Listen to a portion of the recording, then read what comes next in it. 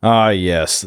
The dear old taco, our fearless leader, Trump always chickening out. This is a good thing, of course.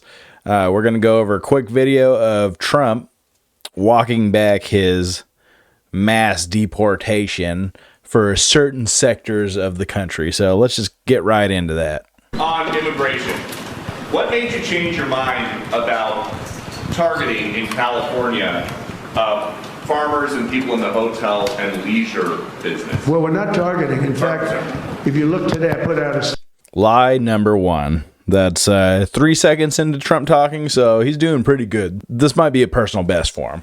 So, yes, they are targeting. They are targeting specific people. That's why you see raids at Home Depots and job sites and farms and things of that nature that make absolutely no sense because he ran on deporting criminals.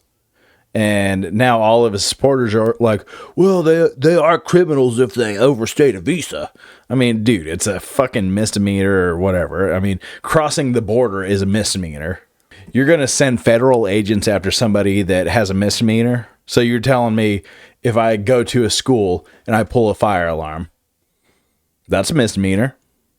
You're telling me if I go shoplift under a certain amount of money, I think it's $500 or something, you're going to send federal agents after me? That's a misdemeanor. You're telling me if I jaywalk, you're going to send federal agents after me? That's a misdemeanor. It's like, where is the line that you're going to draw on misdemeanors, which crossing the border illegally is a misdemeanor? We're not talking about people that are committing murders. We're not talking about drug traffickers.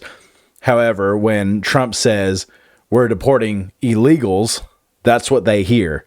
They're hearing what he said in the past. They're all rapists and murderers. Well, I'm sure some of them are good people, right? But it's insane. statement today about farmers. Our farmers are being hurt badly by, they have very good workers. They've worked for them for 20 years. They're not citizens, but they've turned out to be, great. And we're going to have to do something about that. We can't take farmers and take all their people and send them back because they don't have maybe what they're supposed to have, maybe not.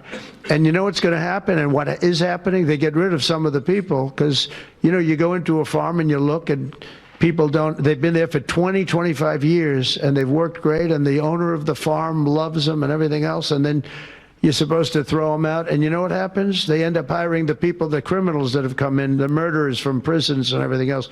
So we're going to have an order on that pretty soon, I think. We can't do that to our farmers and leisure too, hotels.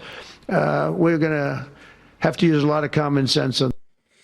You're gonna have to use a lot of common sense on this stupid shit that I put into place, right? I mean, all this common sense that I'm displaying is really a benefit for the country, right? I mean, I walked back these tariffs, and now I'm doing this anti-crackdown on farm workers and stuff. It's ridiculous that Trump gets to just put these fucking ridiculous, asinine, bigoted policies in place and then just walk them back.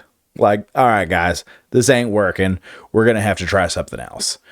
Donald Trump is a menace to this country.